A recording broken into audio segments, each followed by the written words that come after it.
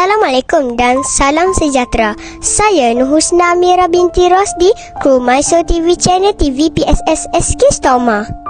Episod ini sangat bermakna kerana kita kehilangan seorang guru di SK Stoma yang sangat berjasa, iaitu Ustaz Anwar. Perpisahan seorang cikgu atau guru SKESO. Saya tak mau bagi tahu lagi ni, yang akan bertukar ke sekolah lain. Kami semua sangat-sangat rasa kehilangan.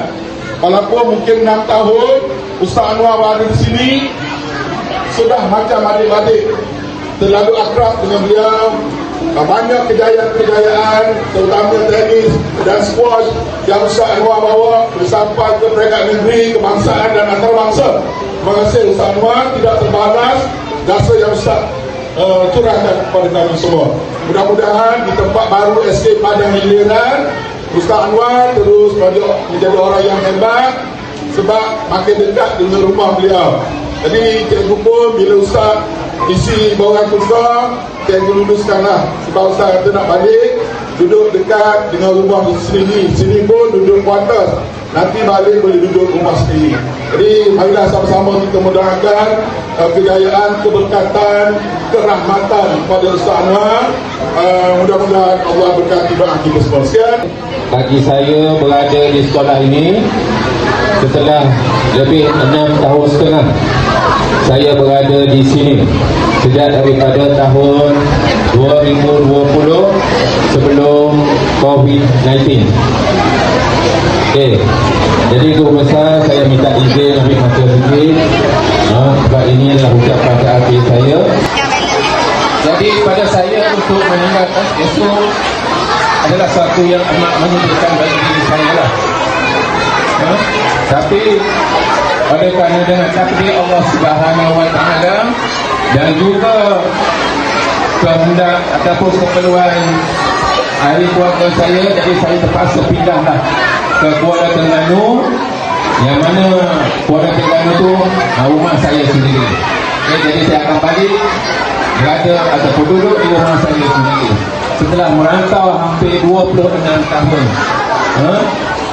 Jadi di SKESO banyaklah pengalaman manis yang saya dapat di sini, dan juga sahabat-sahabat cikgu-cikgu bangsa Perhati yang begitu komited dengan sekolah.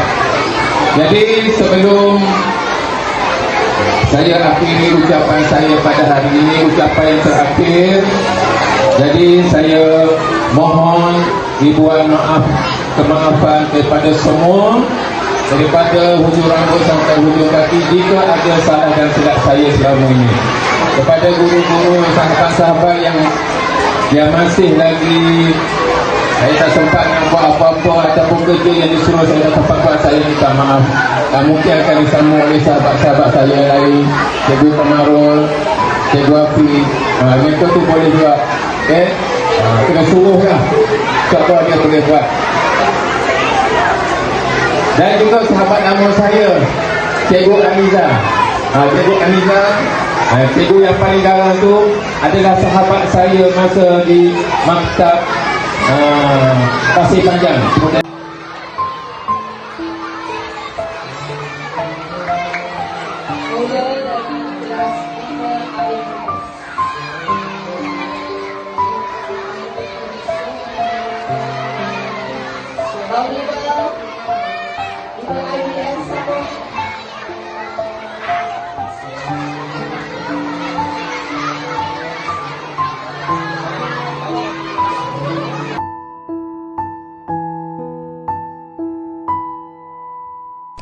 Kami warga SK Stoma mengucapkan selamat maju jaya Ustaz Anwar.